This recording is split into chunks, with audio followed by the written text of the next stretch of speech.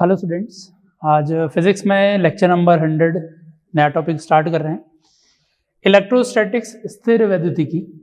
तो इस वाले चैप्टर में जब आवेश स्थिर होता है तो स्थिर आवेश में क्या क्या प्रॉपर्टीज होंगी, उन प्रॉपर्टीज के बारे में यहाँ पे हम देखेंगे। तो इसके अंदर हम स्थिर आवेश के कारण विद्युत क्षेत्र की बात करेंगे कि आवेश जब स्थिर रहता है तो उसके कारण विद्युत क्षेत्र उत्पन्न होता है, और अगर आवेश गति करता है तो गतिशील आवेश के कारण चुंबकीय क्षेत्र भी उत्पन्न होता है। लेकिन यहाँ पर हम केवल स्थिर की बात करें तो केवल इलेक्ट्रोस्टैटिक्स में यहाँ पे विद्युत क्षेत्र की बात करेंगे। पहले तो बल की बात करेंगे, फिर विद्युत क्षेत्र की बात करेंगे, फिर विभव, फिर स्थितिज ऊर्जा। ये इस चैप्टर में हम देख रहे होंगे। तो सबसे पहले इसके लिए जो सबसे बेसिक चीज है उसके बारे में पहले डिस्कस करेंगे कि आवेश क्या है, क्या क्या प्रॉपर्टी है। तो आवेश हम बोल सकते हैं कि एक तरह से एक किसी वस्तु की फिजिकल प्रॉपर्टी है जिसकी वजह से कोई भी एक आवेश दूसरे आवेश को आकर्षित या प्रतिकर्षित कर रहा होगा, या ये बोल सकते हैं कि जिसके कारण विद्युत क्षेत्र और चुंबकीय क्षेत्र उत्पन्न होंगे। क्योंकि किसी भी वस्तु के पास एक तो हो गया कि मास होता है, द्रव्यमान होता है। तो अगर किसी वस्तु के पास द्रव्यमान है तो उसके कारण क्या होगा, ये दूसरे द्रव्यमान को अपनी तरफ आकर्षित कर सकता है। कारण क्या? गुरुत्वाकर्षण बल। वैल्यू कितनी? Gm1m2/r²। तो दो द्रव्यमान अगर है तो द्रव्यमान के कारण आकर्षण बल था Gm1m2/r²। लेकिन अगर किसी वस्तु के पास आवेश है तो उस वाली स्थिति में आकर्षण या प्रतिकर्षण होगा। या फिर बोल सकते हैं कि कोई एक अकेला आवेश है। यहाँ पे हम बोल सकते थे कि अकेला कोई द्रव्यमान है तो इस द्रव्यमान के कारण आसपास गुरुत्वीय क्षेत्र उत्पन्न होता है। ऐसे यहाँ पे हम बोल सकते हैं कि कोई भी आवेश है उसके आवेश के आसपास विद्युत चुंबकीय क्षेत्र उत्पन्न होता है। स्थिर है, विद्युत क्षेत्र उत्पन्न होगा, गति करेगा, चुंबकीय क्षेत्र भी उत्पन्न होगा। ठीक है, तो आवेश को हम बोल सकते हैं कि पदार्थ का एक गुण है।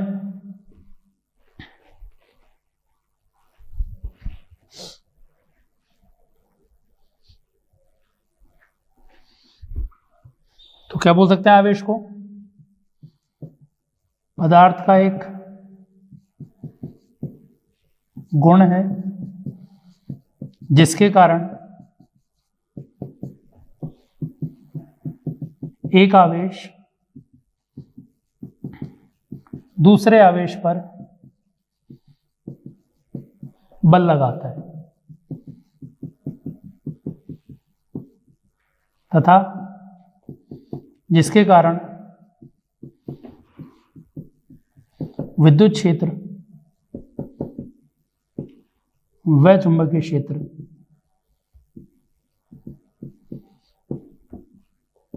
उत्पन्न होते हैं।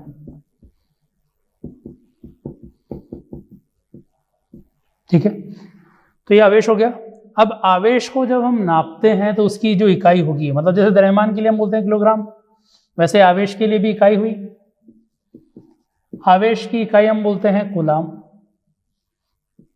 चैप्टर में पूरे में अपने कूलाम ही चलेगा। इसके अलावा ESU भी होती है, EMU इकाई भी होती है इसकी, फैरड भी होती है इसकी इकाई। तो अलग अलग इसकी इकाइयाँ और है, लेकिन यहाँ पे अभी हम बात करेंगे, या ज़्यादातर जो अपने आवेश जब भी बात करेंगे तो कूलाम के अंदर हम बात करते हैं। ऐसा इकाई बोल सकते हैं इसकी कूलाम। ठीक है, इसकी विमा जो होगी, अब क्या है कि आवेश को अगर मूलभूत राशि मानते तो इसकी विमा हो जाती C। लेकिन क्या है, हम धारा को मूलभूत इकाई मानते हैं, धारा को मानते हैं। तो धारा होती है आवेश प्रवाह की दर। तो आवेश क्या हो गया? धारा इंटू समय। तो धारा को रिप्रेजेंट कर रहे हैं A से, समय को T से, तो इसकी विमा हम बोल सकते हैं AT या TA के बराबर। ये इसकी विमा हो गई। तो आवेश को हम कूलाम से नापेंगे, विमा हो जाएगी TA, और यह एक अदिश राशि इसको हम बोल रहे हैं, कोई डायरेक्शन इसके अंदर नहीं होता। अब बात करते हैं इसकी प्रॉपर्टी की। ये तो बोल दिया कि आवेश क्या है, कैसे नाप रहे, विमा और किस तरह की राशि है। अब मेन इसकी प्रॉपर्टी पे आते हैं, विशेषताएं।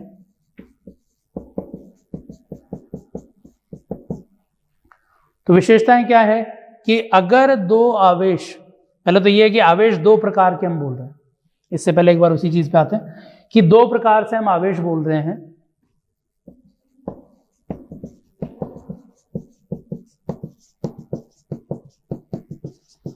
एक बोल देते हैं धनावेश, एक बोल देते हैं ऋणावेश। दो तरह से हमने चार्ज बोल दिया।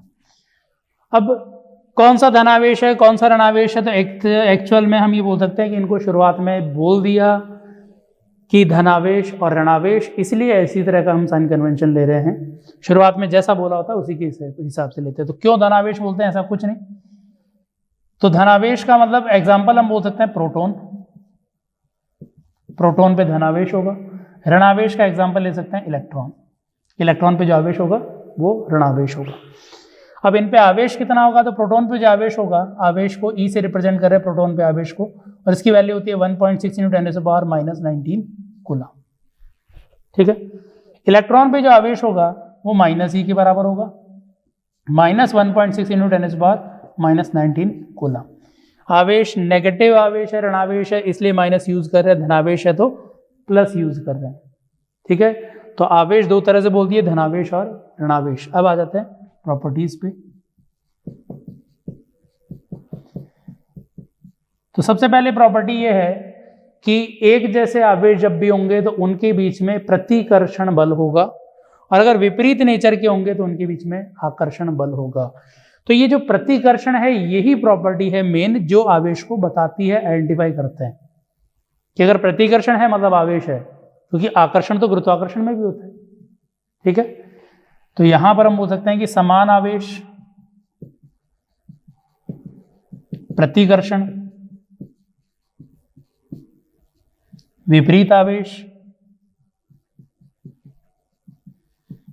आकर्षण, ये रहेगा। ठीक है।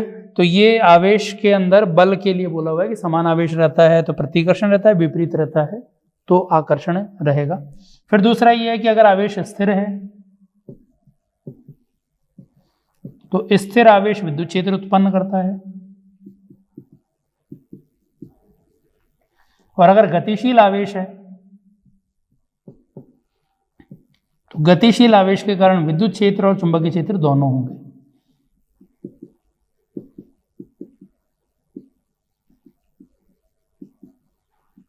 तो ये आवेश की प्रॉपर्टी हम बोल सकते हैं, मतलब किस तरह से विद्युत क्षेत्र चुंबकीय क्षेत्र उत्पन्न कर रहा है।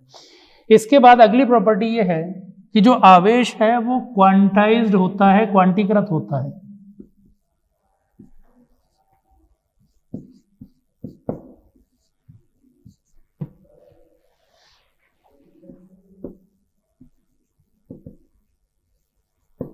तो आवेश जो है वो क्वांटाइज्ड होता है। क्वांटाइज का मतलब ये है कि आवेश छोटी छोटी इकाइयों से मिलके बना हुआ होता है। हम आवेश को ये नहीं बोल सकते कि आवेश सतत है, जैसे सतत और क्वांटाइज का मतलब ये बोल सकते हैं कि एक तो हम लाइन बिल्कुल सीधी खींचे तो ये कंटिन्यूअस लाइन है, इसमें कहीं कोई ब्रेक नहीं है, या हम इसको ये नहीं बोल सकते कि छोटे छोटे पार्ट से मिलके बनी हुई है, ये नहीं बोल सकते। लेकिन दूसरा हम एक दूसरी लाइन ऐसे बना रहे हैं जो छोटी छोटी लाइनों से मिला के बना दे। ठीक है। और हर एक लाइन में जैसे बोलते हैं कि एक लाइन जो है वो 1 सेंटीमीटर की है, और ऐसे 1-1 सेंटीमीटर की लाइनों को जोड़कर हमने एक पूरी लाइन बनाई है।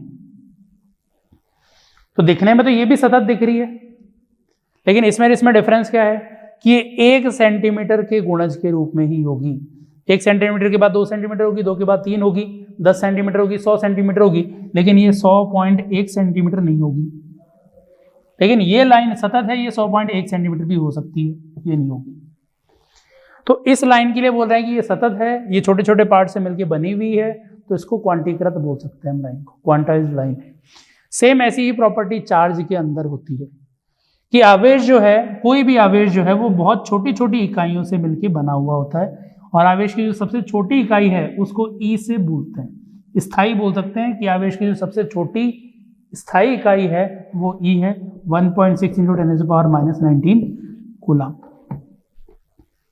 मतलब नेचर के अंदर इसके गुणज में ही आवेश मिलेगा, स्थायी आवेश, इसके अलावा कोई आवेश नहीं मिलेगा। कि अगर हम बोलें कि क्या आवेश 2 × 10⁻⁻19 कूलम एग्जिस्ट करता है, नहीं करता है, क्योंकि 1.6 का गुणज 1.6 × 10⁻⁻19 का गुणज जो होगा अगला होगा 3.2 × 10⁻⁻19, 4.8 × 10⁻⁻19। तो जितना भी आवेश होगा इसी का ही गुणज होना है। तो जो आवेश है, कोई भी आवेश को Q से रिप्रेजेंट कर रहा हूं तो वो Ne होगा। n यहां पर इंटीजर बोल सकता हूं,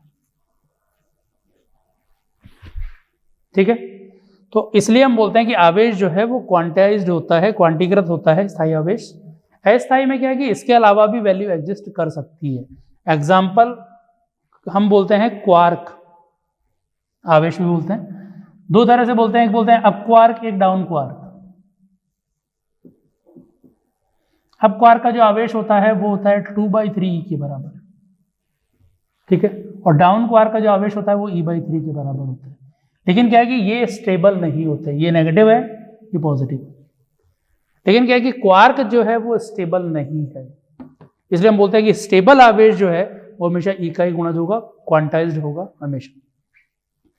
अब क्या होता है कि न्यूक्लियस के अंदर क्वार्क से ही मिलके हम प्रोटॉन और न्यूट्रॉन को मिला हुआ बना हुआ मानते हैं। तो अगर प्रोटॉन के लिए बोले तो प्रोटॉन के लिए 2 अप क्वार्क, प्रोटॉन जो है वो 2 अप क्वार्क और एक डाउन क्वार्क से मिलकर बना हुआ है। 2 अप क्वार्क का चार्ज जोड़ोगे तो 4/3 - 1/3, तो ये चार्ज हो जाएगा E के बराबर। जो न्यूट्रॉन है वो 1 अप क्वार्क और 2 डाउन क्वार्क से मिलकर बना हुआ है, आवेश जोड़ोगे तो 0 मिल जाएगा। तो इसलिए चार्ज जो है स्टेबल जो है वो क्वांटाइज्ड है, अनस्टेबल में तो और भी पॉसिबिलिटी है। अब प्रोटॉन जो है उस पर चार्ज 0, न्यूट्रॉन पे 0, सॉरी प्रोटॉन पे E, न्यूट्रॉन पे 0, अप क्वार्क डाउन क्वार्क से मिलकर बना हुआ है। तो ये एक प्रॉपर्टी होगी अगली कि चार्ज जो है वो क्वांटाइज्ड होता है। इसके बाद अगले पे चलते हैं।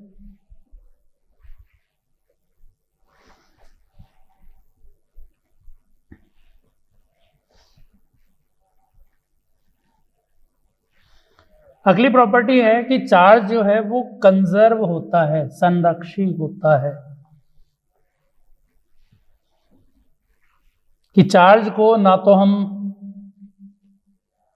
नष्ट कर सकते हैं, ना ही कहीं से एक्स्ट्रा चार्ज जनरेट कर सकते हैं। तो टोटल चार्ज जो है वो कंजर्व रहेगा किसी भी सिस्टम के अंदर, आइसोलेटेड सिस्टम के अंदर।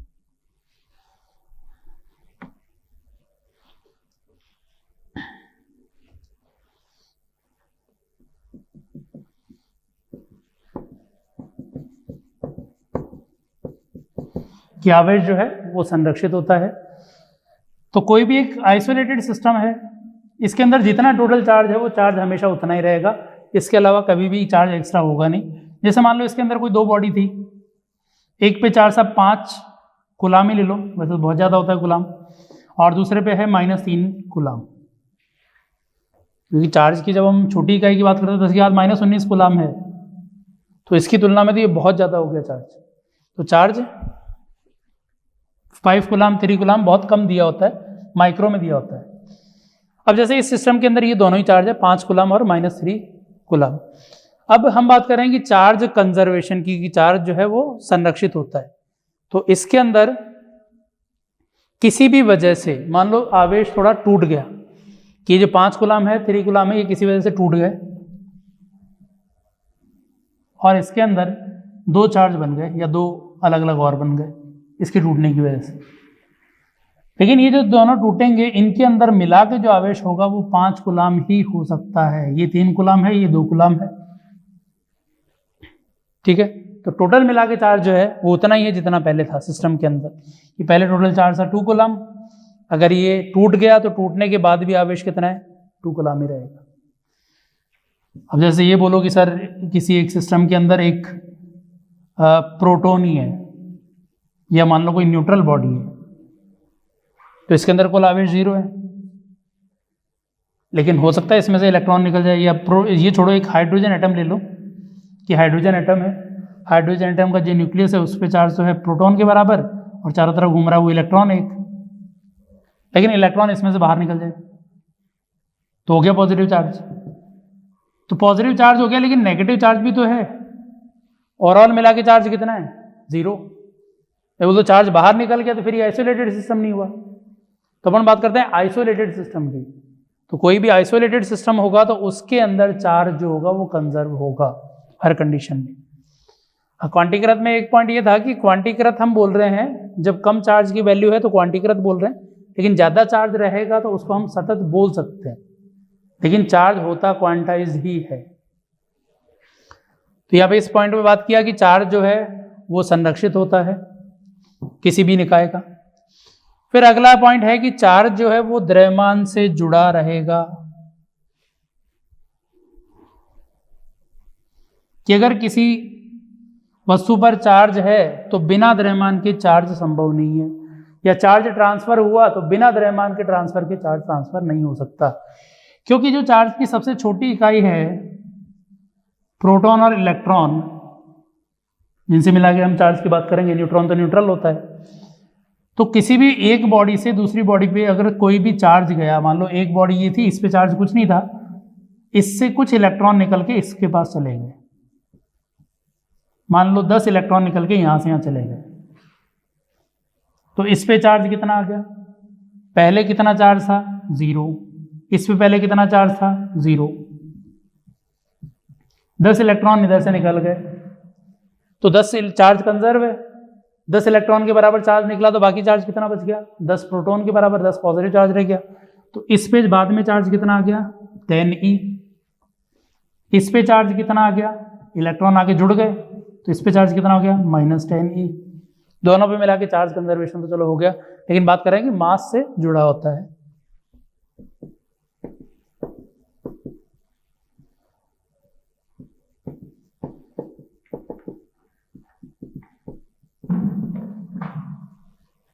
तो यहां पर क्या होगा, जैसे ही यहां से 10 इलेक्ट्रॉन निकले तो हर एक इलेक्ट्रॉन का भी द्रव्यमान है।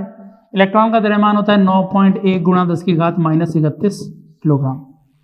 तो अगर यहां से एक इलेक्ट्रॉन निकल रहा है तो इतना द्रव्यमान यहां से निकल के इधर आ गया, तो यहां पर जो द्रव्यमान में कमी हुई है वो हुई है -10 एक इलेक्ट्रॉन के द्रव्यमान के बराबर, 10 × 1 इलेक्ट्रॉन का द्रव्यमान। इतना द्रव्यमान यहां से कम हो गया और इस वाले हिस्से में इतना द्रव्यमान बढ़ गया इलेक्ट्रॉन आने के कारण। तो इसलिए हम बोलेंगे कि किसी भी निकाय पर अगर आवेश बदल रहा है तो द्रव्यमान भी बदलेगा।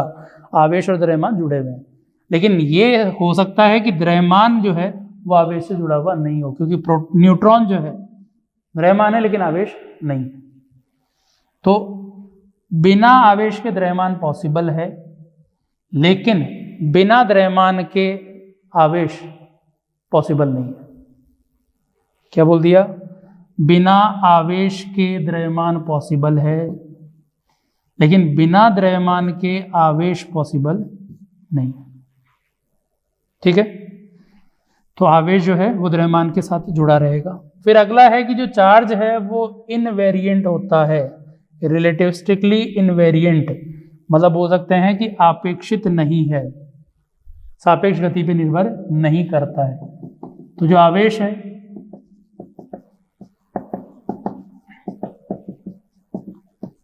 सापेक्ष गति पर निर्भर नहीं करता। इसका क्या मतलब है? द्रव्यमान जो है वो सापेक्ष गति पे निर्भर करता है, कि कोई भी वस्तु अगर गति कर रही है, बहुत ज़्यादा वेग अगर किसी वस्तु का होने लग जाएगा तो उस वाली स्थिति में उसका द्रव्यमान बदल जाएगा। या देखने वाला ही हो कि कोई एक स्थिर द्रव्यमान है, एक तो कोई स्थिर व्यक्ति है वो देख रहा है, इसको द्रव्यमान m ही लगेगा। लेकिन अगर कोई एक दूसरा व्यक्ति बहुत ज़्यादा वेग से गति करने लग जाए, मान लो गति कर रहा है 0.2 c से, c मतलब प्रकाश का वेग, तो बहुत ज़्यादा वेग से अगर कोई गति कर रहा है तो इसको ये जो द्रव्यमान है ये m नहीं लगेगा, कुछ और लगेगा। स्थिर द्रव्यमान को हम m0 से बोलते हैं। तो अगर इस a के अनुसार इसका द्रव्यमान m0 है, स्थिर द्रव्यमान m0 है, तो जो b है इसके अनुसार इसका द्रव्यमान m0 नहीं है, इसका द्रव्यमान है m0/√1 - v²/c²। ये इसका द्रव्यमान है जब ये गति करता हुआ देखा। तो ये है कि यहाँ पर इस किसी को भी अगर इसका सापेक्ष वेग लगेगा, इसके सापेक्ष इसका वेग यही हो गया फिर अगर ये इसको देखेगा तो इसका वेग इधर क्यों लगेगा, पॉइंट टू सी। तो ये हुआ कि सापेक्ष गति अगर है तो उस वाली स्थिति में द्रव्यमान परिवर्तित होता है इस तरह से, लंबाई भी परिवर्तित होती है, समय भी परिवर्तित होता है। तो जो हम बेसिक इकाइयां मानते थे, द्रव्यमान, लंबाई, समय, तो ये सापेक्ष गति पर निर्भर करते हैं। लेकिन आवेश जो है, जैसे इस पे आवेश पहले Q0 था, तो A के अनुसार जो इस पे आवेश है वो Q0 है। B अगर गति करता हुआ भी देखेगा तो B के अनुसार भी इस पे आवेश Q0 ही है। तो यहां पर ये हुआ कि आवेश जो है वो सापेक्ष गति पे निर्भर करता हुआ नहीं होता है। सापेक्ष गति कैसी है? तो रिलेटिविस्टिकली इनवेरिएंट होता है, या बोल सकते हैं कि सापेक्ष गति पे निर्भर नहीं करता है। ठीक है, तो ये आवेश की एक और प्रॉपर्टी हो गई। तो ये आवेश की हमने मेनली प्रॉपर्टीज देख ली। सबसे बेसिक प्रॉपर्टी, मतलब मेन जो प्रॉपर्टीज है वो क्या हुई कि आवेश जो है वो क्वांटीकृत होता है। ठीक है, फिर दूसरा क्या है कि आवेश संरक्षित होता है, और आवेश सापेक्ष गति पर निर्भर नहीं करता है। और वैसे कुल कौन कौन सी बोल दी? सबसे पहला ये कि समान आवेश जो होता है उनके बीच में प्रतिकर्षण, विपरीत आवेशों के बीच में आकर्षण। आवेश जो होता है, स्थिर आवेश विद्युत क्षेत्र उत्पन्न करता है, गतिशील आवेश विद्युत चुंबकीय क्षेत्र दोनों उत्पन्न करता है। तीसरा ये कि आवेश जो है क्वांटीकृत होता है, मतलब छोटे छोटे टुकड़ों से मिलकर बना हुआ आता है, और हर एक छोटा टुकड़ा ई है, तो कुल आवेश हमेशा ये होगा। ठीक है, प्लस माइनस दोनों तरह का चार्ज होगा। तो आवेश क्वांटीकृत होता है। ज्यादा आवेश है तो नहीं जरूरत है क्वांटीकृत की, लेकिन छोटा आवेश है तो क्वांटीकृत है। फिर अगला ये कि आवेश जो है वो द्रव्यमान से जुड़ा हुआ होता है, कि अगर आवेश गति करेगा एक बॉडी से दूसरी बॉडी में, तो बॉडी का द्रव्यमान भी चेंज होगा। आवेश चेंज होगा, द्रव्यमान भी बदलेगा। फिर अगला ये है कि आवेश जो है वो सापेक्ष गति पे निर्भर नहीं करता है, कि दो वस्तुएं अगर गति कर रही है, एक के सापेक्ष दूसरे का द्रव्यमान परिवर्तित होता है, लंबाई परिवर्तित होती है, समय परिवर्तित होता है, लेकिन जो आवेश है वो निर्भर नहीं करता है। यहाँ पे बात करते हैं बड़े वेग की। छोटे वेग पे तो हम बात ही नहीं करते इन चीज़ों की। तो छोटे वेग पे तो ये सारे हम नियति मानते हैं, द्रव्यमान, लंबाई, समय। छोटा वेग मतलब नॉर्मली हम वेग क्या बोलते हैं, 10 मीटर प्रति सेकंड, 100 मीटर प्रति सेकंड, 1000 मीटर प्रति सेकंड, तब तक ठीक है, कोई दिक्कत नहीं। लेकिन अगर वेग बहुत ज़्यादा होने लग गया, प्रकाश के वेग के आसपास हो गया, तब जाके ये चेंज आने लगता है। तो ये थे चार्ज की प्रॉपर्टीज। अब चार्ज की प्रॉपर्टीज के बाद अगले पॉइंट पे आते हैं कि चार्ज जो है वो किस किस तरह से हम जनरेट कर सकते हैं।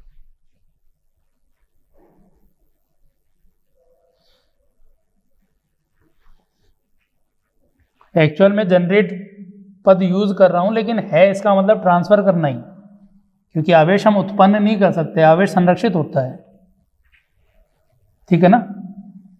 तो आवेश संरक्षित है, लेकिन जनरेट करने का मतलब यहां पे रहेगा एक से दूसरे में ट्रांसफर कैसे कर सकते हैं चार्ज को। या कोई निरावेशित बॉडी है तो उस पर कहीं दूसरी जगह से चार्ज किस तरह से ला सकते हैं। तो आवेश उत्पन्न करने के प्रकार, पहला है घर्षण द्वारा। घर्षण द्वारा मतलब दो वस्तुओं को अगर हम आपस में रगड़ें तो उस वाली स्थिति में हो सकता है कि एक से दूसरे में आवेश चला जाए। कौन सा आवेश जाएगा? तो कोई सा भी जा सकता है। किसी के अंदर अगर इलेक्ट्रॉन बिल्कुल ढीले बंधे हुए हैं तो उससे इलेक्ट्रॉन निकल के दूसरी बॉडी में चला जाएगा।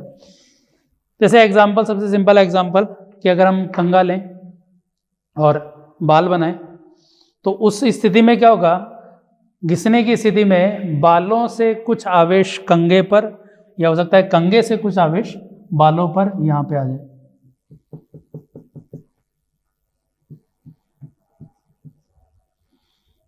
तो हमारे बालों से कुछ आवेश इधर उधर चेंज हो जाएगा। पहले निरावेशित था, ये भी निरावेशित था। जैसे बाल बनाते आवेश का फ्लो एक से दूसरे में हो गया है। तो आवेश का फ्लो हुआ। अब इस कंघे को अगर हम किसी छोटे छोटे टुकड़ों के पास ले जाएं, कागज के टुकड़ों के पास, तो ये आवेश इस कागज के टुकड़ों को आकर्षित करेगा।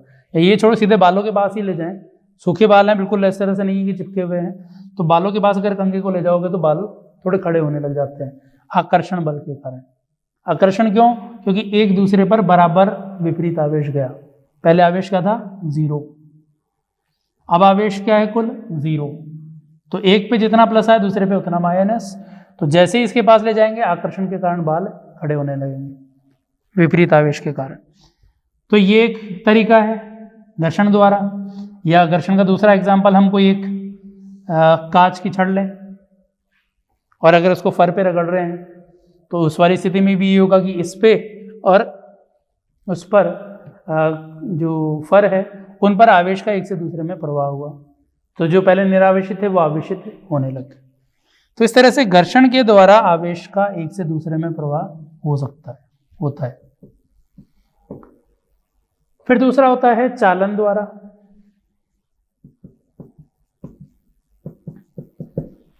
चालन का मतलब कोई आवेशित वस्तु से दूसरी निरावेशित वस्तु में आवेश चला जाए, या किसी एक आवेशित से दूसरे आवेशित में आवेश चला जाए, इस तरह की स्थिति। तो जैसे हम एक पहले से आवेशित कोई गोला लें, एक आवेशित गोला है, दूसरा एक निरावेशित गोला है, फिर हमने क्या किया, एक दूसरे को संपर्क में ला दिया। ये कोई तार है, तार से इनको जोड़ दिया।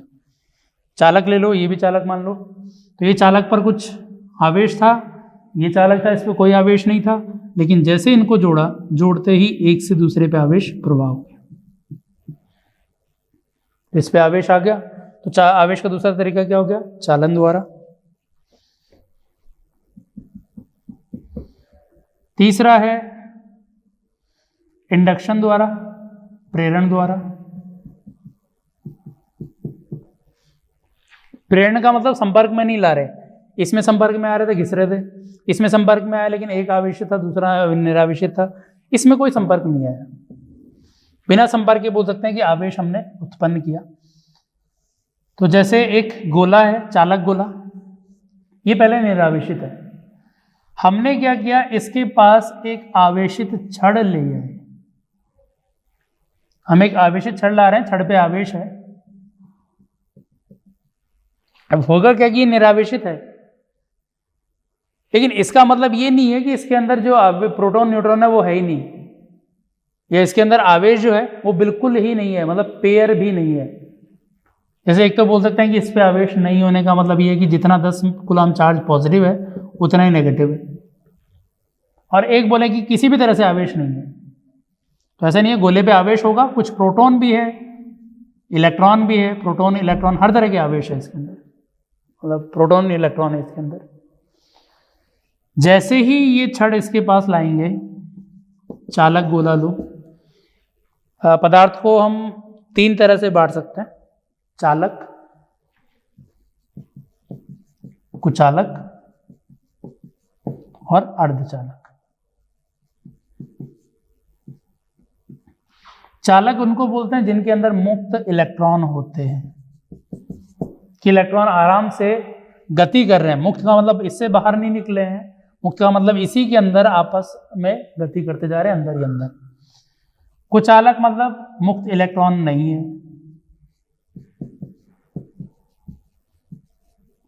अर्धचालक मुक्त इलेक्ट्रॉन है लेकिन बहुत कम है, या तापमान के साथ साथ मुक्त इलेक्ट्रॉनों की संख्या बढ़ेगी।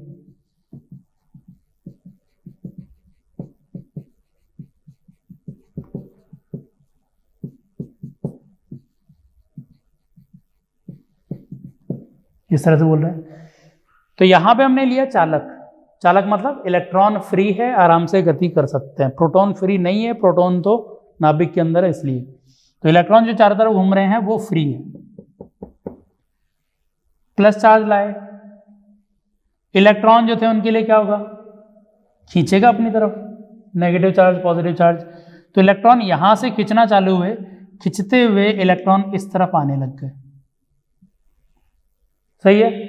अगर इस तरफ से इलेक्ट्रॉन इस तरफ चले गए तो इस वाले हिस्से में इलेक्ट्रॉन कम हो गए, तो इस वाले हिस्से में चार्ज आ गया पॉजिटिव। तो इसमें क्या हुआ, एक तरफ नेगेटिव चार्ज आ गया, एक तरफ पॉजिटिव चार्ज आ गया। अब जो और बीच में खत्म नहीं हुई अभी प्रोटॉन इलेक्ट्रॉन, और भी ये प्रोटॉन इलेक्ट्रॉन, अभी भी इलेक्ट्रॉन है इसके अंदर बीच वाले हिस्से में। लेकिन अब क्या होगा कि इन इलेक्ट्रॉनों का इस पर प्रतिकर्षण चालू हो जाएगा, इनका आकर्षण चालू हो जाएगा। तो एक लिमिट तक इधर जाएंगे, सारे के सारे इलेक्ट्रॉन नहीं जा पाएंगे। समझ में आ गया? क्योंकि अब नया वाला जो इलेक्ट्रॉन है उस पर रिपल्शन है, इधर से समान आवेशों का प्रतिकर्षण, विपरीत आवेशों का आकर्षण, इधर की ओर एक्स्ट्रा बल और लगने लग गया। तो अब एक्स्ट्रा आवेश अब यहां से जाना नहीं है। ठीक, तो ये स्थिति भी जैसे ही एक चालक छड़ इसके पास लाए, एक तरफ नेगेटिव एक तरफ पॉजिटिव चार्ज इस पे उत्पन्न होने लग गया। ठीक है, लेकिन अभी भी इस पे कुल मिला के आवेश तो जीरो ही है। तो इस पे आवेश कैसे लाएं? तो आवेश लाने के लिए हम ये कर सकते हैं कि यहाँ पर या तो दूसरा एक और कोई चालक गोला ले लो, जैसे यहाँ पे था निरावेशित, उसको इससे जोड़ दो।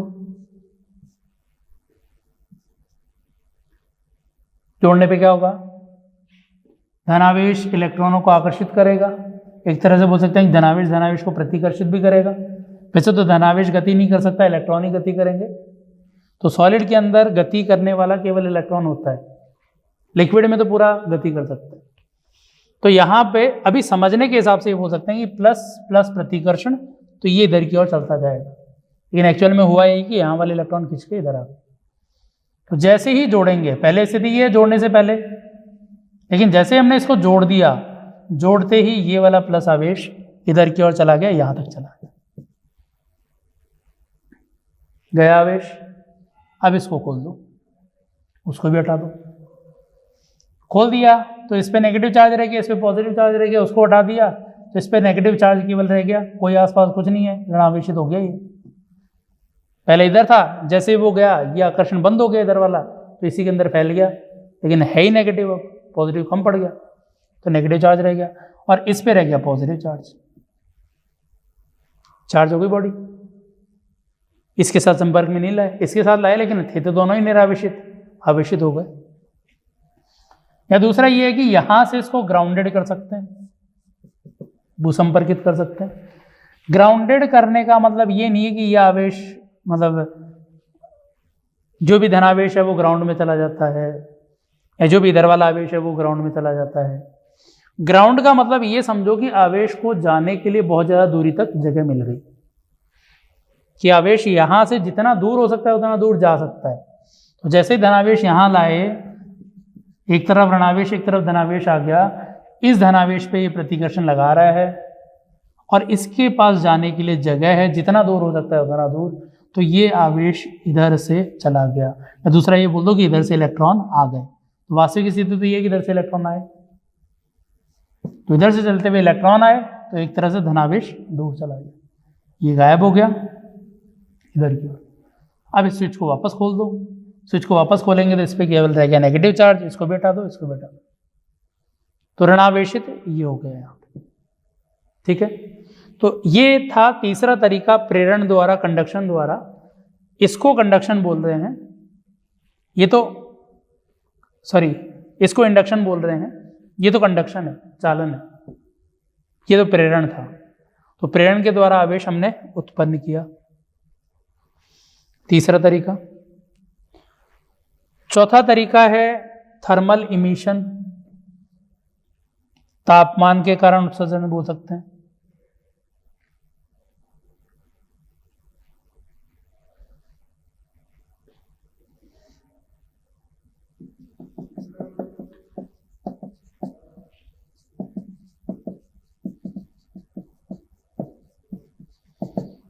तापमान के कारण, जैसे किसी पदार्थ को अगर हम गर्म कर रहे हैं, तो कई पदार्थ में इस तरह से भी होता है कि जैसे जैसे हम गर्म करते हैं तो गर्म करने के साथ साथ इनके अंदर जो इलेक्ट्रॉन है वो सतह से भी बाहर आने लग जाते हैं, तो इसको बोलते हैं थर्मल इमिशन या तापमान के कारण उत्सर्जन।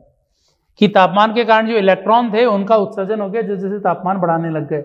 एक तो होता है कि इलेक्ट्रॉन उससे नाभिकीय बल से बाहर आ जाए, अर्धचालक में जो बोल रहे हैं कि अर्धचालक में जो इलेक्ट्रॉन बंधे हुए हैं तापमान बढ़ने के साथ साथ वो बाहर आ गए, लेकिन वो एटम से बाहर आ गए, मुक्त गति करने के लिए आ गए। लेकिन ये क्या, ये और भी मुक्त गति, मतलब निकल के बाहर आ गए। तो तापमान हम ज़्यादा बढ़ाते जाते हैं तो कुछ पदार्थों में ऐसा होता है कि तापमान के कारण इलेक्ट्रॉन बाहर निकल जाते हैं, तो इसको बोलते हैं थर्मल इमिशन, तापीय उत्सर्जन। फिर अगला है विद्युत क्षेत्र के कारण, तो अधिक विद्युत क्षेत्र के कारण। विद्युत क्षेत्र किसको बोल रहे हैं कि आवेश के कारण जो आसपास क्षेत्र हो रहा है। अब विद्युत क्षेत्र के कारण भी वही चीज़ है कि हम उसको आकर्षण या प्रतिकर्षण बोल सकते हैं। तो कोई भी एक पदार्थ है, हमने एक विद्युत क्षेत्र लगा रखा है, ज़्यादा डिटेल में इसमें बाद में बात करेंगे इस विद्युत क्षेत्र के बारे में। तो इस विद्युत क्षेत्र के कारण इलेक्ट्रॉन और प्रोटोनों पर या नेगेटिव और पॉजिटिव चार्ज पे बल लग रहा था। लेकिन अगर विद्युत क्षेत्र बहुत ज़्यादा स्ट्रांग हो गया तो उस वाली स्थिति में क्या होगा कि यहाँ वाले जो इलेक्ट्रॉन है वो निकल के भी बाहर आने लग जाएंगे, इससे भी निकल के बाहर आने लगे। ठीक है, अब ये कहाँ होता है?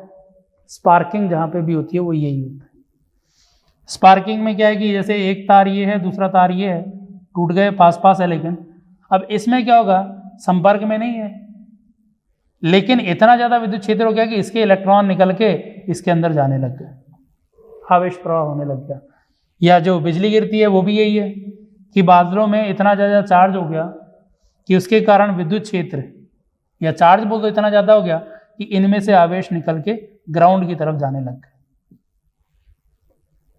ठीक है, तो ये है विद्युत क्षेत्र के कारण उत्सर्जन इसका इलेक्ट्रॉनों का।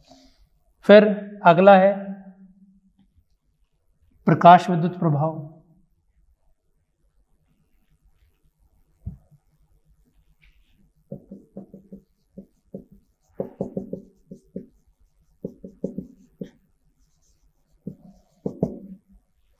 प्रकाश विद्युत प्रभाव में क्या होता है, इसमें किसी सतह पर प्रकाश जब आपतित होता है तो इसके आपतन के कारण क्या होगा, इसकी सतह से इलेक्ट्रॉन बाहर निकलने लग जाते हैं।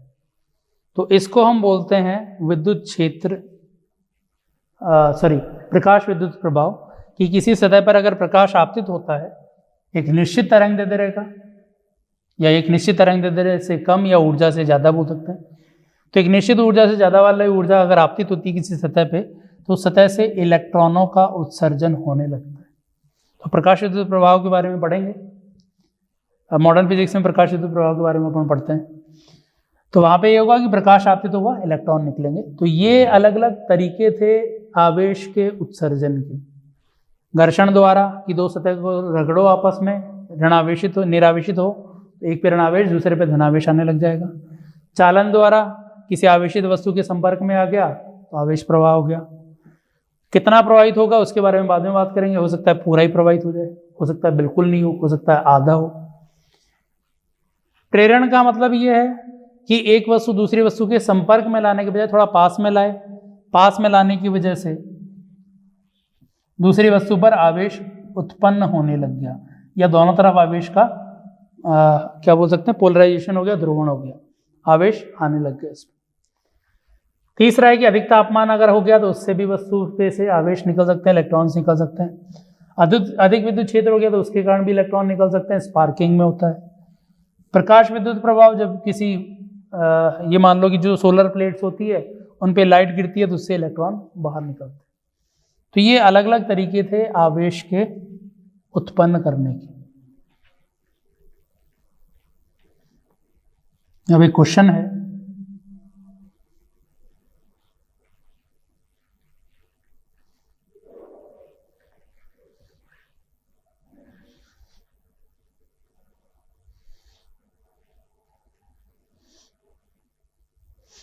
कि हमारे पास चार वस्तुएं हैं, ए बी सी 5 डी, ये वस्तुएं हैं 4 5, इन पर आवेश कैसा है वो बताना है। ठीक है, तो आवेश के लिए इनमें बता रखा है कि आकर्षण किस किस के बीच में है और प्रतिकर्षण किन किन के बीच में है।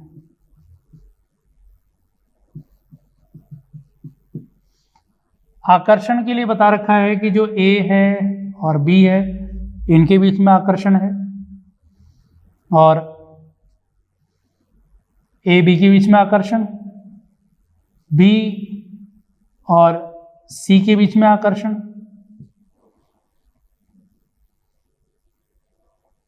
ए बी के बीच में, बी और सी के बीच में आकर्षण है, और इसके साथ बता रखा है, ठीक है इतना ही। प्रतिकर्षण में बता रखा है कि ए और ई के बीच में प्रतिकर्षण है, और डी और बी के बीच में प्रतिकर्षण है, ये बोल रखा है। और एक और आकर्षण है, डी और सी के बीच में भी आकर्षण है। ठीक है, ये बता रखा है। और कोई कंडीशन? ठीक है, अब एक चीज और बता रखी है कि ए पर आवेश है, उसमें ये बता रखा है कि ए पर आवेश के कारण द्रव्यमान कम हुआ है। तो A B C D E पर आवेश का प्रकार बताएं।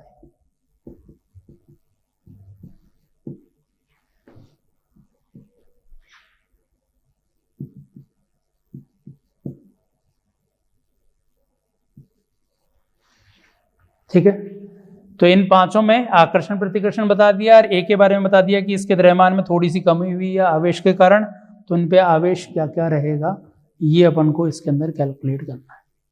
तो देखिए इसमें क्वेश्चन में जो कंडीशन बता रखी है उसके आधार पे जरा देखते हैं कि क्या क्या आवेश हो सकता है।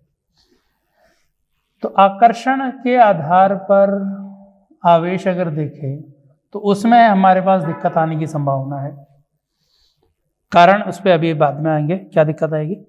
लेकिन पहले जो आवेश बता रखा है, जिसके बारे में द्रव्यमान बता रखा है, उसको आवेश लो और उसके आधार पे बात करते हैं। तो ए पर आवेश कैसा हुआ? बोला क्या आवेश के कारण इसका द्रव्यमान कम हो रहा है, आवेश के कारण द्रव्यमान कम हो रहा है। तो इस पर आवेश पॉजिटिव बोले कि नेगेटिव बोले? क्योंकि अगर किसी भी वस्तु, मान लो ये पहले निरावेशित था, अब इस पर अगर नेगेटिव चार्ज आया या पॉजिटिव चार्ज आया, दोनों संभावनाएं हैं, अब दोनों में से कौन सी लेनी है वो देखते हैं। तो अगर इस पे नेगेटिव चार्ज आने का मतलब ये है कि इस पे इलेक्ट्रॉन एक्स्ट्रा आए, क्या ये बोल सकते हैं प्रोटॉन गए? नहीं, तो प्रोटॉन के निकलने की संभावना नहीं है, प्रोटॉन तो नाभिक के अंदर है। निकलने की संभावना, रेडियो एक्टिव नहीं बोल रहे कि रेडियो एक्टिव है प्रोटॉन भी निकल सकता है, वो नहीं, रेडियो एक्टिव नहीं है। तो इस पे जो है वो इलेक्ट्रॉन ही आएगा, इलेक्ट्रॉन कहीं से आया, उसके कारण इसका द्रव्यमान थोड़ा बढ़ गया। लेकिन अगर पॉजिटिव चार्ज बोल रहे तो पॉजिटिव चार्ज आने का मतलब ये है कि वहां से इलेक्ट्रॉन निकला। तो अगर नेगेटिव चार्ज आया तो हम बोलेंगे कि द्रव्यमान थोड़ा बढ़ेगा, और अगर पॉजिटिव चार्ज है वस्तु पे तो इसका मतलब द्रव्यमान थोड़ा कम हुआ है। तो ए पर आवेश कैसा हुआ? धनावेश। ठीक है, ए पर धनावेश हो गया। अब ए के धनावेश के आधार पर इलेक्ट्रोस्टैटिक्स में या कहीं पे भी आवेश कन्फर्मेशन का तरीका है प्रतिकर्षण।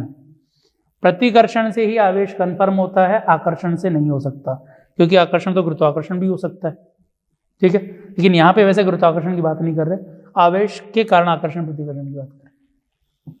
तो प्रतिकर्षण है ए और ई के बीच में, तो ई पर आवेश कौन सा हो गया? समान आवेशों के बीच में प्रतिकर्षण होता है, तो ई पर आवेश कौन सा हुआ? पॉजिटिव। सही है। फिर प्रतिकर्षण है डी और ई पर, तो डी पर आवेश पॉजिटिव भी हो सकता है, नेगेटिव भी हो सकता है, क्योंकि नहीं बताया उस पर क्या है। तो बी पर ये हुआ कि अगर इस पे प्लस है तो इस पे भी प्लस है, इस पे माइनस है तो इस पे भी माइनस है, यह आवेश हुआ। अब यहां पे आकर्षण से आ जाओ कि ए और बी के बीच में आकर्षण है, ए है प्लस, बी के साथ आकर्षण। तो आकर्षण कब हो सकता है? जब आवेश क्या हो? ऋणावेश। तो इस पे पॉजिटिव नहीं होगा। अब इस पे अगर नेगेटिव है तो इन दोनों के बीच में आकर्षण है, सॉरी प्रतिकर्षण है, ये भी नेगेटिव नहीं होगा, समान आवेशों के बीच में प्रतिकर्षण। तो ये 2 प्लस, ये 2 माइनस, बच गया सी। सी पर आवेश, तो सी पर आवेश देखो, यहां पे आकर्षण है, बी के साथ आकर्षण, बी नेगेटिव, तो सी आवेश कैसा हो गया? आकर्षण कब होगा? विपरीत आवेश। लेकिन आगे भी देखो, डी और सी के बीच में कैसा है? यहाँ पे डी और सी के बीच में भी आकर्षण बोल दिया। एक बार इसको मैं थोड़ा चेंज कर देता हूँ, यहाँ पे इसको ई और सी के बीच में आकर्षण बोलो, वरना ये आ नहीं पाएगा, थोड़ा यहाँ पे मिस्टेक हो गई थोड़ी सी। तो ई और सी के बीच में ये चेंज कर दिया, ई और सी के बीच में, इनके बीच में भी आकर्षण है। तो देखो ई और सी के बीच में भी अगर आकर्षण है, ये प्लस है, तो इसको क्या होना पड़ेगा? फिर माइनस होना पड़ेगा। अब जरा देखो, स्टेटमेंट बहुत कॉन्ट्राडिक्टिव हो गए कि ई सी के साथ आकर्षण तो नेगेटिव लेकिन B और C के बीच में भी आकर्षण, तो ये नेगेटिव तो ये पॉजिटिव। अब ये नेगेटिव पॉजिटिव दोनों कैसे हो सकता है एक साथ? तो और एक संभावना और है, निरावेशित। अभी बोलोगे निरावेशित है तो फिर आकर्षण प्रतिकर्षण कहां से आ गए? जैसे अभी पहले इंडक्शन में अपन ने बात की थी कि यहां पर मान लो प्लस आवेश ला रहे हो, पास में कोई निरावेशित वस्तु रखी हुई है, तो ये प्लस चार्ज नेगेटिव चार्ज को अपनी तरफ खींचेगा, प्लस चार्ज को दूर भेजेगा, ऐसे पोलराइज होगा ही। अब नेगेटिव चार्ज ज्यादा पास है तो ज्यादा आकर्षण है, पॉजिटिव दूर है तो प्रतिकर्षण थोड़ा वीक है। ये कुल मिला के बल कौन सा हुआ? आकर्षण। अगर ये नेगेटिव होता और फिर इसके पास निरावेशित वस्तु रखते तो नेगेटिव चार्ज के पास आता पॉजिटिव चार्ज, नेगेटिव चार्ज प्रतिकर्षण के कारण दूर जाता। अब क्या कि पॉजिटिव ज्यादा पास है, नेगेटिव दूर है, तो आकर्षण ज्यादा प्रतिकर्षण कम। ओवरऑल यहाँ पे भी आकर्षण है, यहाँ पे भी आकर्षण। तो निरावेशित वस्तु पॉजिटिव और नेगेटिव दोनों के साथ आकर्षण बल अनुभव करती है। समझ में आ गया क्या? तो ये कंडीशन है आकर्षण, इसमें निरावेशित होने की कंडीशन। ठीक है, तो ये हमारे पास आवेश समझ में आ गया कि कौन सी वस्तु पे कौन सा आवेश होगा। कि द्रव्यमान में कमी हो रही है तो वो तब हो सकती है जब आवेश निकला हो उसमें से, और निकलता है इलेक्ट्रॉन तो रह गया पॉजिटिव। कन्फर्मेशन हमेशा होता है प्रतिकर्षण से। आकर्षण तो निरावेशित वस्तु के साथ भी संभव है। ठीक है, तो ये कुछ पॉइंट थे जो इसमें अपन को समझ में आए।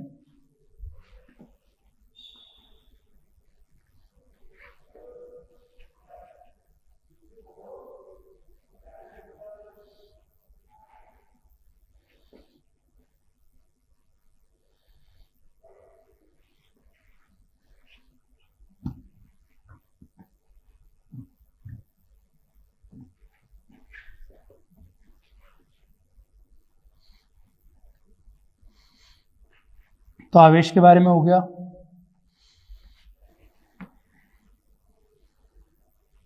आवेश के बाद अब आगे बढ़ते हैं कूलाम्ब्स लॉ पे।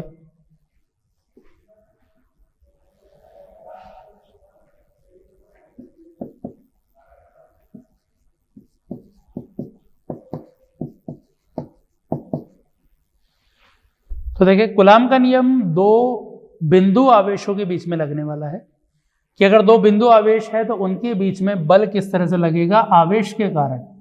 तो कोई एक बिंदु आवेश है हमारे पास Q1, आवेश को Q से रिप्रेजेंट कर रहे हैं, पहला आवेश है तो 1 लिख दिया। कोई दूसरा आवेश है Q2। ठीक है, अभी कोई साइन नहीं बोला है तो नॉर्मली दोनों को पॉजिटिव लेके फिर सॉल्व कर लो। तो यहां पे हमने Q1 Q2 दोनों को मान रखा है पॉजिटिव। पॉजिटिव मान रखा है तो क्या होगा, ये धनावेश इस वाले धनावेश को प्रतिकर्षित करेगा, प्रतिकर्षित किया। और इस बल को हम बोल रहे हैं बल जो दूसरे पे लगा पहले ने लगाया, F2 पर है जो 1 ने लगा रखा है। ये भी इसको प्रतिकर्षित करेगा क्योंकि है तो दोनों ही आवेश सेम नेचर के, तो इससे भी प्रतिकर्षण आएगा। तो ये आएगा F1 पे जो 2 ने लगाया, और इनके बीच की दूरी जो है इसको हम R बोल रहे हैं। ठीक है, तो यहां पर जो बल है, ये वाला बल है, एक दूसरे पर क्रिया प्रतिक्रिया से बोल सकते हैं बराबर और विपरीत। न्यूटन के तीसरे नियम से इसने इस पे बल लगाया, इसने इस पे बल लगाया, तो क्रिया प्रतिक्रिया से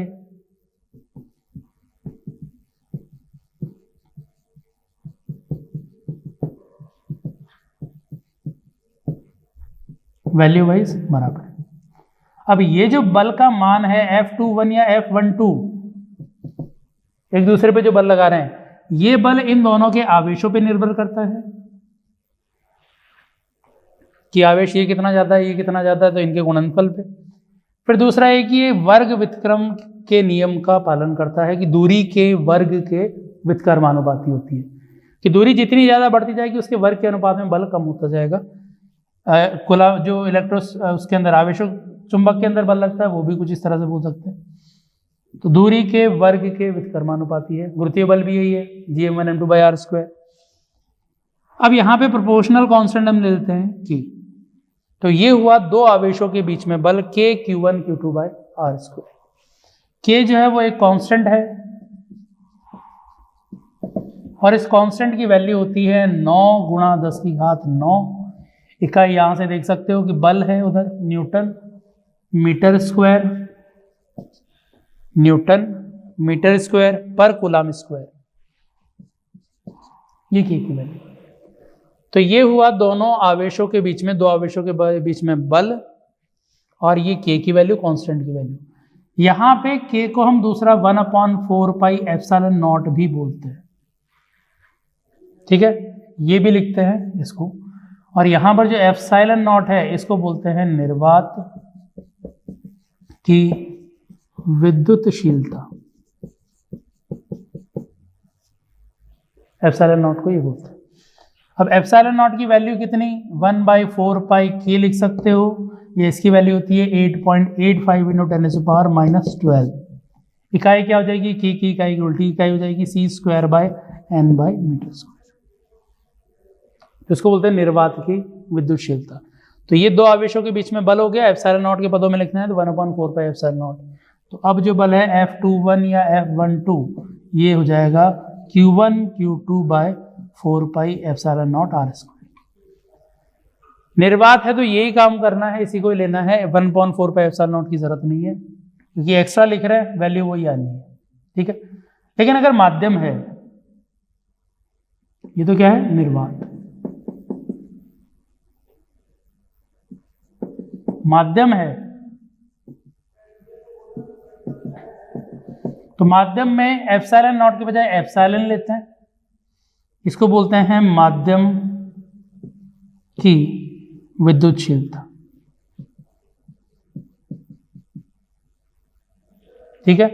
तो जो बल हो जाएगा वो बल की वैल्यू F1, जो F हो जाएगा किसी भी एक पे जो बल आया उस बल की वैल्यू हो जाएगी F1 पे F2 पे, एक के कारण दूसरे पे लगने वाला बल नहीं। ये बोल रहे हैं कि ये आवेश रखा हुआ है तो इस पे माध्यम के अंदर रखा हुआ है तो इस पर बल कितना लगा, दोनों में डिफरेंस क्या है। मैं बोलूं कि इसने इस पे बल कितना लगाया, एक तो ये टर्म है, दूसरा टर्म है कि ये माध्यम में रखा हुआ है, ये भी माध्यम में रखा हुआ है, तो इस पे कुल बल कितना है। तो दोनों में अंतर ये है कि पहले वाले में तो केवल ये इस पे बल लगा रहा है, निर्वात है तो ये केवल बल लगा रहा है। अगर ये माध्यम में रखे हुए हैं तो केवल अकेला ये बल नहीं लगा रहा, माध्यम भी, ठीक है ना। तो अकेले इसने बल नहीं लगाया, ये तो जैसे लगा रहा था वैसे लगाएगा, माध्यम के कारण फर्क पड़ गया तो माध्यम के कारण फर्क पड़ा और कुल बल इन पे बदल गया। और ये कुल बल की वैल्यू कितनी हो गई, Q1 Q2/4 pi epsilon r²। अब इसकी वैल्यू अलग अलग माध्यम के हिसाब से अलग अलग होगी, तो हम इसमें एक आपेक्षिक विद्युतशीलता निर्धारित करते हैं।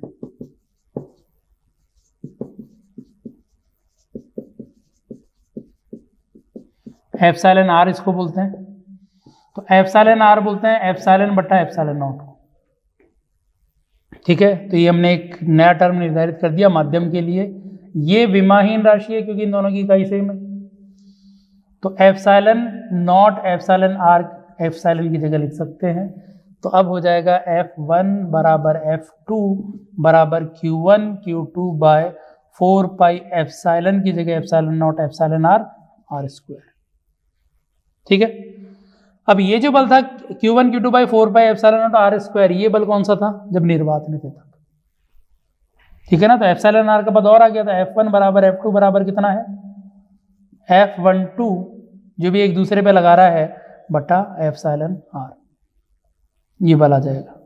या फिर क्या लिख सकते हैं, F21 बटा एप्सिलॉन r, दोनों बराबर ही। तो ये हुआ किसी माध्यम में अगर रखे हुए हैं तो किसी एक आवेश पर बल, F1 पर या F2 पर, ठीक है। इसके बजाय यही ध्यान रखो, ये बल था।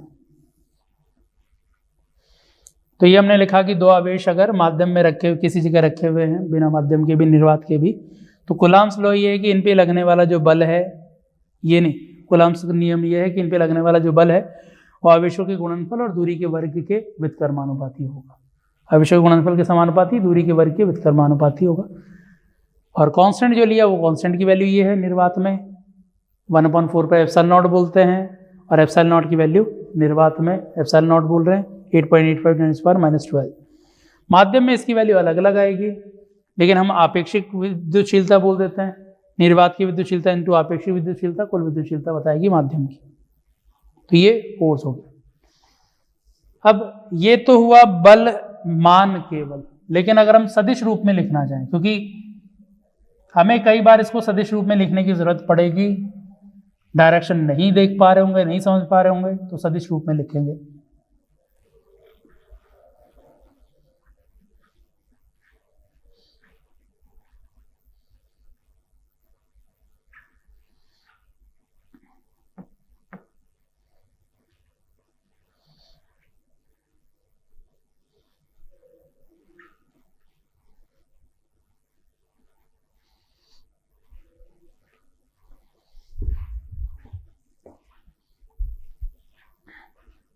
तो सदिश रूप में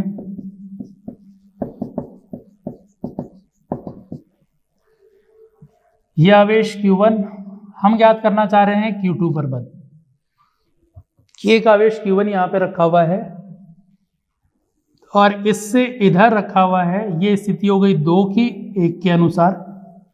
तो इसने इस पे जो बल लगाया वो इस तरफ लगाया हुआ है, ये हो गया F2 पर जो बल ने लगाया।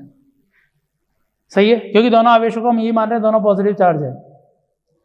तो इसने इस पे जो बल लगाया ये इधर की ओर लगाया, सॉरी ये स्थिति थी इसकी, और इधर की ओर ही प्रतिकर्षण बल लगाया। तो जो बल की दिशा है वो R21 की दिशा में ही है, कि इसके हिसाब से जिधर दिख रहा था उधर ही बल लगा दिया इसने। तो F21 अगर मैं लिखूं Q2 पर Q1 द्वारा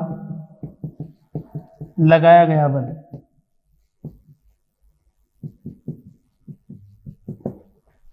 तो ये हो जाएगा F21।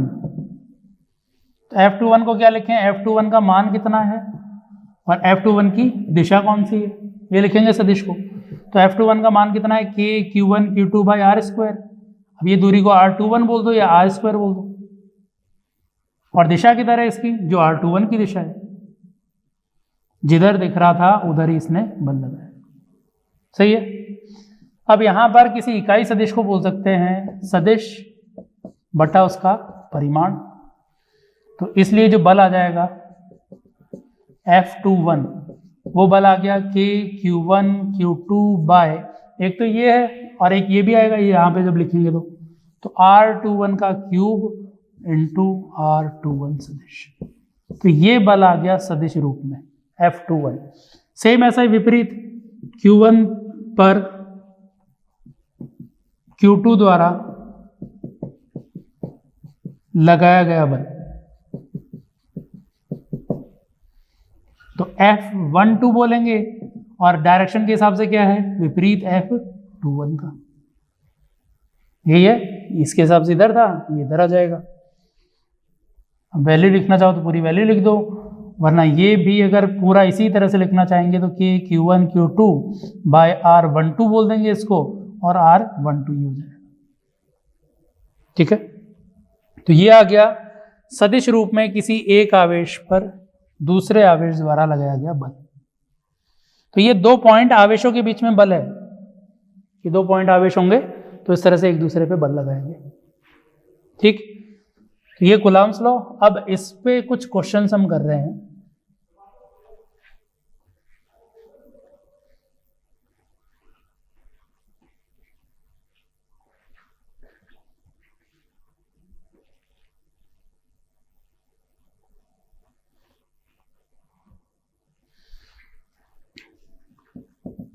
क्वेश्चन है कि 2 आवेश हमें दे रखे हैं।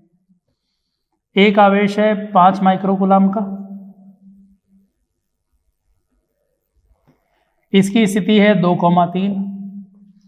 दूसरा आवेश जो है वो है कुछ -2 माइक्रोकूलम्ब का, इसकी स्थिति है x में तो है 5, y में है 7, ये स्थिति है। तो इसको Q1 बोल रहे हैं, इसको Q2 बोल रहे हैं। हमें याद करना है Q1 द्वारा Q2 पर लगाया गया बल। Q1 जो है वो Q2 पर कितना बल लगाएगा, तो बल किस पे निकालना है, 2 पे, 1 का, और फॉर्मूला क्या है इसका, इसका फॉर्मूला है के Q1 Q2 by R square. ये मीटर में ध्यान रखना, निर्देशांक मीटर में।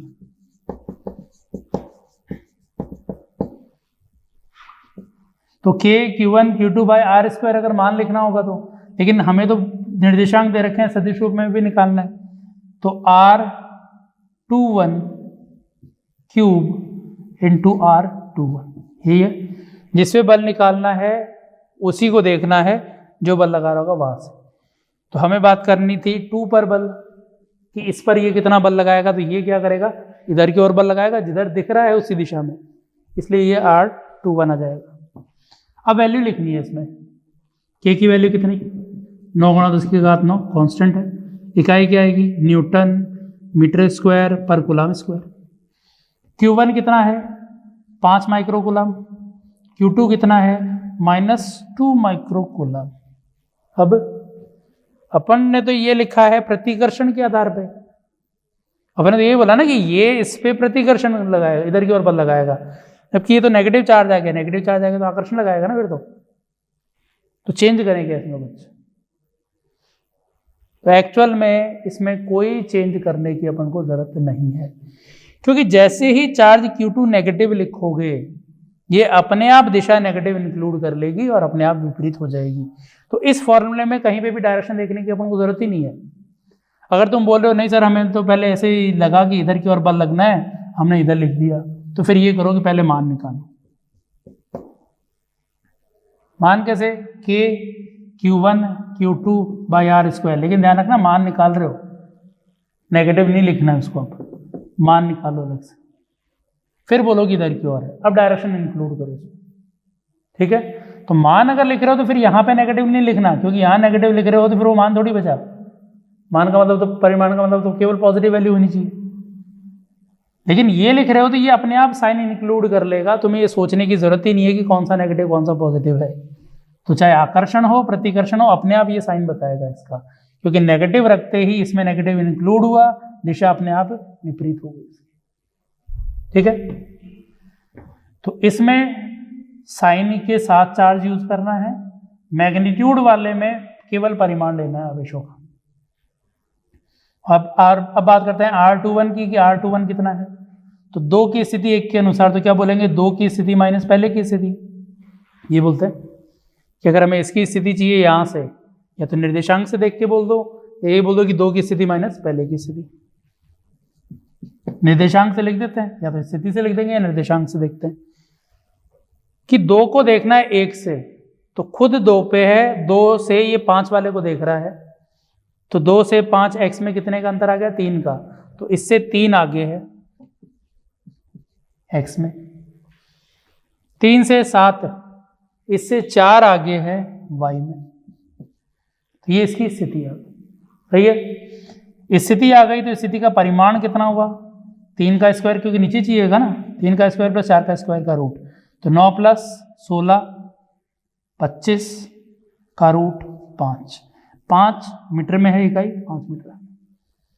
सारी वैल्यूज आ गई, अब लिख दो फॉर्मूले में। तो F21 आ गया के Q1 माइक्रो है, 10 की घात -6 लिख दिया। Q2 -2, माइनस से माइनस ही लिखना है क्योंकि अब सदिश रूप में लिखना है। R21 3i plus 4j divide by R cube 5 का क्यूब। F21 कितना आया, 1 500 कैंसिल कर दो, 25 रह जाएगा। तो 9 यहाँ पे रह गया, 2 यहाँ पे रह गया, 18 माइनस का बट्टा 25 ही रह गया, ठीक। बाकी अब पावर में कितना रह गया, तो माइनस ये था 12 ही हो गया। 12 में से 9 गए तो 3 ये बच गया, माइनस का 3 ये बच गया, माइनस का रह जाएगा। और ये इधर रह गया 3i प्लस 4j। तो F21 की वैल्यू आ गई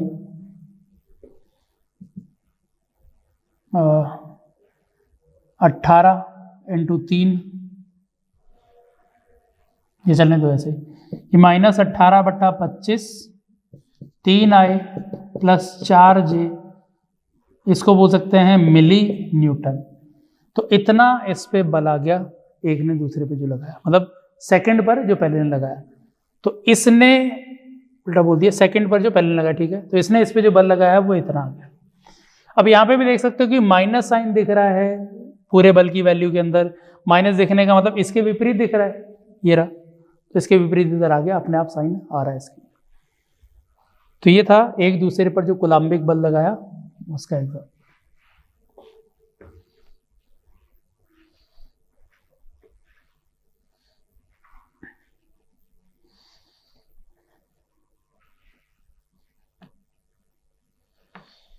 अगला क्वेश्चन है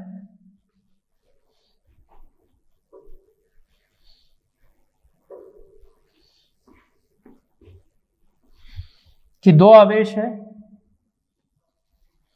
लेकिन दोनों मिला के फिक्स है कि दोनों का कुल योग Q है।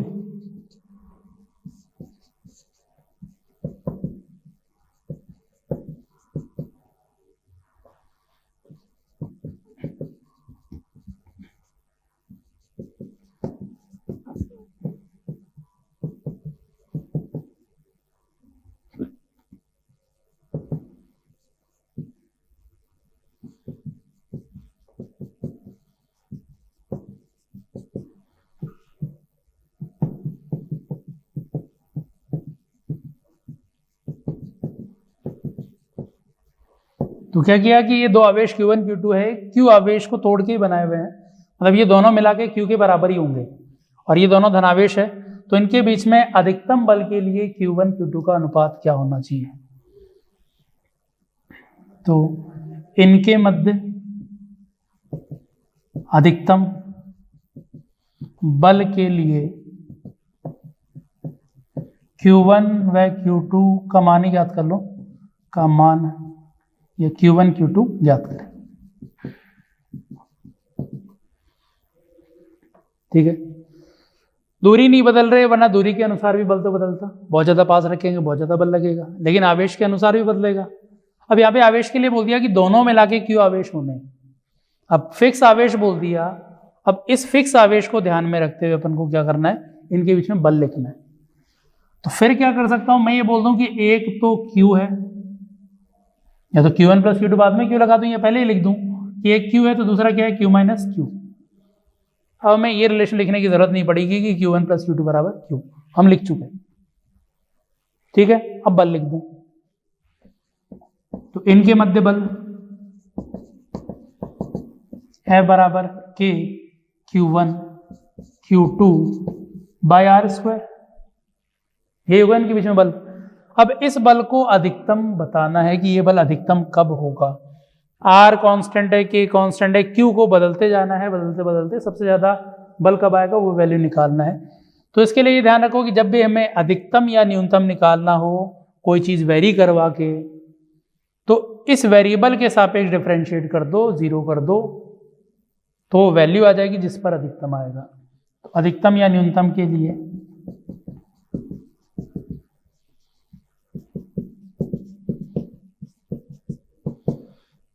बल का अधिकतम निकालना है। आर क्यू के साथ वेरी करवा रहे हैं, स्मॉल क्यू के साथ, तो स्मॉल क्यू के साथ डिफरेंशिएट कर दो, 0 कर देंगे। अधिकतम या न्यूनतम दोनों आ सकते हैं, हम बाद में चेक करेंगे क्या संभव है, अधिकतम है कि न्यूनतम है। तो इसको डिफरेंशिएट करना है क्यू के सापेक्ष, इसको के क्यू को अंदर गुणा कर दो ताकि डिफरेंशिएशन आसान हो जाए, बाय आर स्क्वायर। ये कांस्टेंट है, ये कांस्टेंट है, केवल ये वेरिएबल है तो इसका डिफरेंशिएशन किया, क्यू कांस्टेंट, इस क्यू का डिफरेंशिएशन 1 माइनस 2 क्यू, इसका डिफरेंशिएशन आ गया क्यू स्क्वायर का। बाकी सारे कांस्टेंट है, कांस्टेंट को 0 में भेज दो। तो यहां से आ गया Q इक्वल्स टू 2Q बराबर Q, तो Q बराबर Q/2। इसका मतलब है कि दोनों को आधा आधा कर दो तो इनके बीच में जो बल है वो अधिकतम या न्यूनतम हो सकता है। तो जरा देखो Q/2 रखा तो अधिकतम है कि न्यूनतम है, तो और कोई आंसर लेके देख लो, 0 रख के देखो जरा क्या आएगा। 0 रखने पे 0 आ गया। तो अगर एक को 0 और एक को Q रखा तो 0 है, फिर जैसे जैसे इसकी वैल्यू बढ़ाते जाएंगे बढ़ता जाएगा, जैसे फिर से एक 0 हो जाएगा, दूसरा अधिकतम हो जाएगा, फिर से बल 0 हो जाएगा। तो सबसे ज्यादा बल आया जब ये आवेश Q/2 है, क्योंकि 0 पर सबसे कम है 0, तो Q/2 पे क्या आएगा, अधिकतम। या दूसरा तरीका होता है कि इसको दूसरी बार और डिफरेंशिएट करो और फिर Q की जगह ये वैल्यू रखो और ये नेगेटिव आ गया तो अधिकतम है। तो चाहो तो कर लो, इसको दूसरी बार डिफरेंशिएट करोगे 0 माइनस 2Q का डिफरेंशिएशन 2, तो ये वैल्यू क्या आ गई नेगेटिव। नेगेटिव वैल्यू आने का मतलब अधिकतम, ठीक है। तो डबल डिफरेंशिएशन करके अधिकतम या न्यूनतम कंफर्म कर सकते हैं। अब इस पे अगला पार्ट ये है कि अगर Q की वैल्यू इसी में ही है तो अधिकतम बल की वैल्यू कितनी है इसी में ही। यदि Q बराबर कितना वैल्यू ले लें 8 गुणा 10 की घात -19 कूलम है, तो इनके मध्य अधिकतम बल कि अगर आवेश की वैल्यू ये दे दी जाए तो इनके बीच में जो बल लग रहा है वो अधिकतम कितना होगा, ठीक है। तो अभी पहले अपन ने डिफरेंशिएशन किया, डिफरेंशिएशन करके बता दिया कि जब दोनों को आधा आधा कर देंगे तो इनके बीच में बल अधिकतम हो जाएगा, सही है। अब वही अधिकतम बल पूछा है, हाँ दूरी और है सॉरी, तो इनके बीच में जो दूरी है वो दूरी बता रखी है कुछ 1 एंगस्ट्रॉम के बराबर, तो इनके बीच में बल है। तो बल की वैल्यू हो जाएगी K Q1 Q2 by R square, लेकिन अधिकतम है तो अधिकतम के लिए K एक को Q लिखना है तो दूसरे को क्या लिखना है, सॉरी मतलब Q/2 करना आधे आधे बाय आर स्क्वायर। K की वैल्यू है Q/2 आधा 4 गुणा 10 की घात -19, 4 गुणा 10 की घात -19 डिवाइड बाय आर, 1 एंगस्ट्रॉम मतलब 10 की घात -10 स्क्वायर। या सही है क्या? अभी सही नहीं है, गलत है। कारण क्या कि आवेश बहुत छोटा दे दिया, 8 गुणा 10 की घात -19। एक बार पहले चेक तो करो कि क्या ये आवेश संभव है कि नहीं है। तो हम ये बोलते हैं कि आवेश क्वांटीकृत होता है, तो ये होना चाहिए।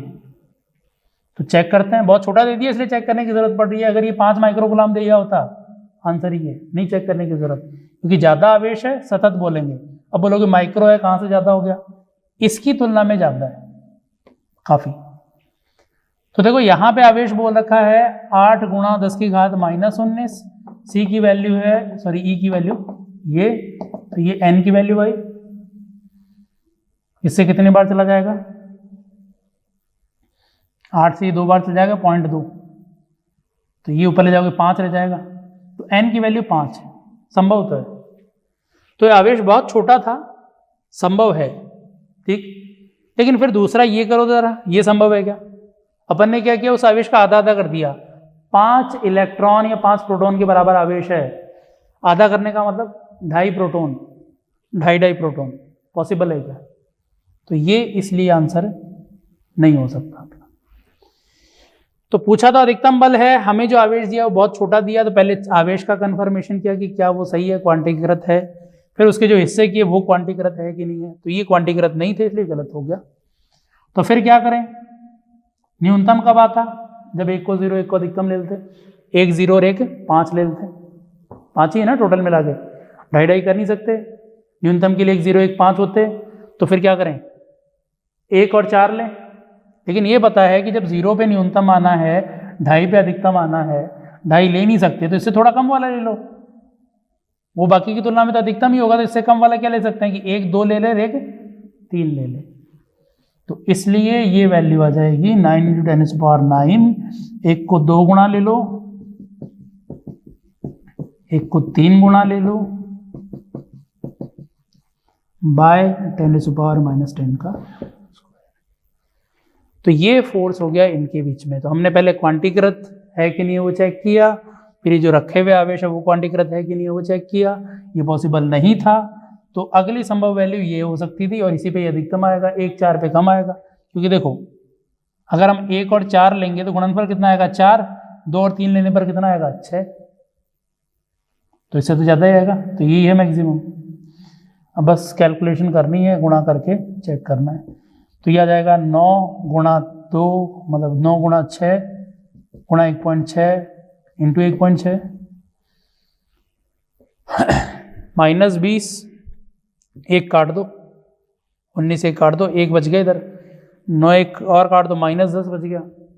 -10 यहाँ बच रहा है, -1 यहाँ बच रहा है, तो माइनस का 9 रह जाएगा इंटू 10⁻⁻⁹ -9 ही रहेगा। ठीक है, तो 20 से काट दिया, 1 -1 बच गया इधर, 9 इधर काट दिया, -10 इसलिए -9। तो ये फोर्स की वैल्यू आ जाएगी न्यूटन में। ठीक है, तो ये हो गया अपना कूलाम्बिक बल कि दो आवेशों के बीच में बल किस तरह से लगेगा, किसी माध्यम में, किसी सदिश में। अब बाकी नेक्स्ट क्लास में अपन देखेंगे, नेक्स्ट क्लास के अंदर विद्युत क्षेत्र हम देखेंगे। Thank you.